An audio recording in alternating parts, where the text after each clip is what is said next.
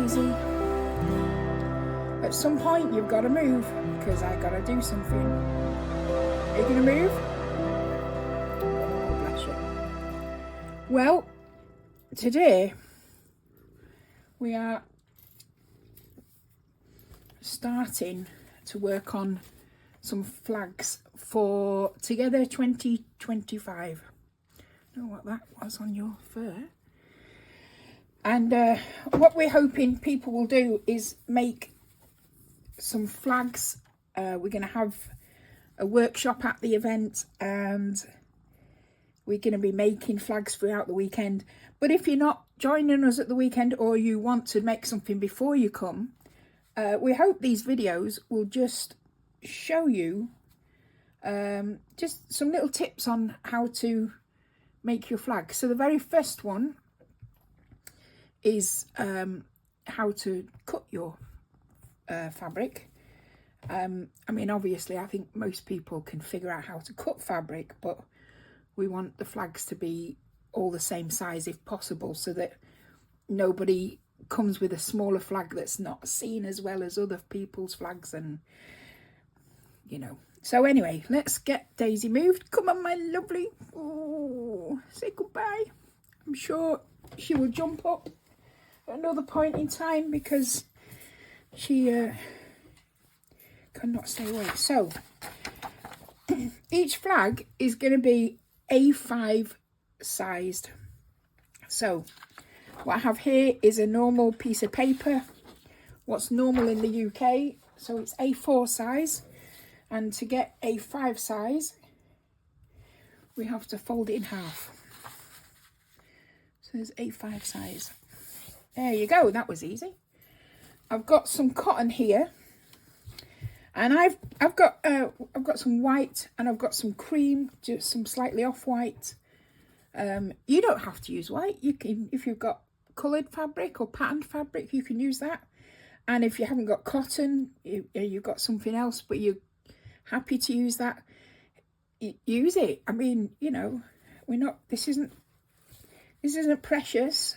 It's fabric. It's meant to be played with and used and explored.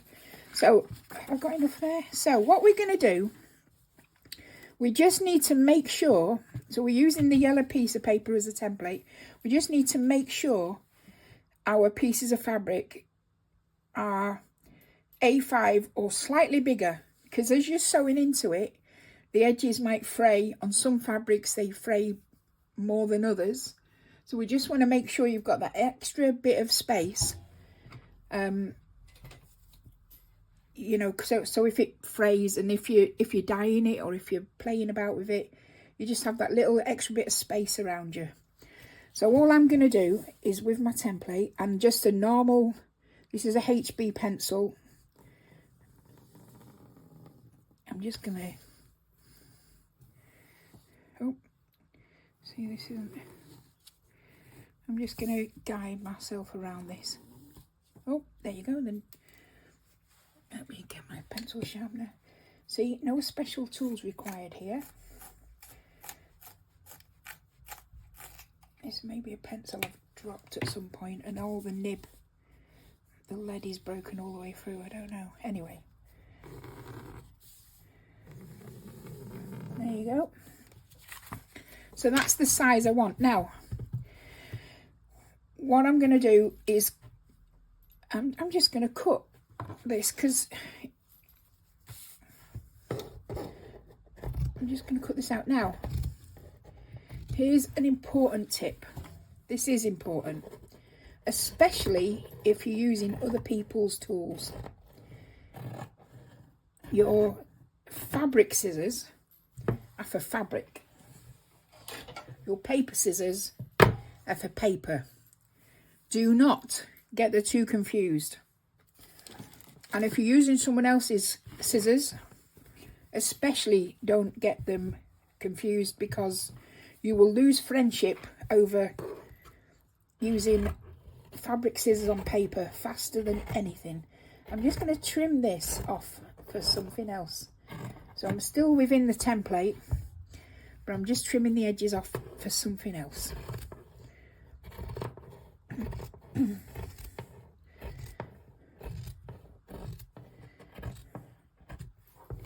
you go. I want those for something else. Right, so that's that one done. I'm going to do one in this white cotton. This is a slightly thinner cotton, but it doesn't matter. It all works out.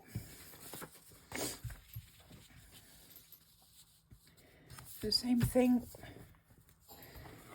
There we go, there's my pencil.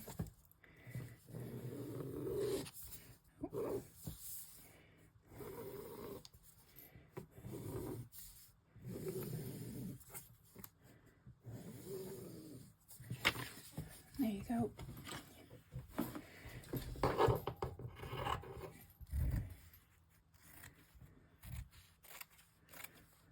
There we are. I'm just going to trim that bit off there because I might use that for something else. Right. There you go. I've got two pieces. I've got some scraps. I want those scraps for something. Just put the rest of the cotton over there. See, my desk is filthy because I do so much crafts and I got a white desk. Who gets a white desk when they're crafting? Anyway, so I've got my two pieces of fabric you can see there, and they've got the markings on. What I want to do as well, just as a safety, a little added safety thing for me, I'm just gonna get my paper scissors, and you see the fold of the paper is at the bottom. So what I'm gonna do, I'm just gonna trim off. I'm just gonna go what I think is a centimetre. This is probably a little bit bigger than a centimetre. I'm going to cut that off, and with the two ends, not the folded edge, the other edge. You see it's not straight, but it doesn't matter. I'm just going to trim that off there, and then these can be thrown away. Right, and what I'm going to do, just in case we need to hem the edge, and I don't want you sewing something important on the edge and then we have to hem the edge and you lose what you've embroidered. So I'm just going to add like a little boundary. I'm going to leave more at the top, because what we might have to do with some fabrics is fold it over to turn it into a banner. So I'm just going to put it there, and I'm just going to mark another boundary box. Oh.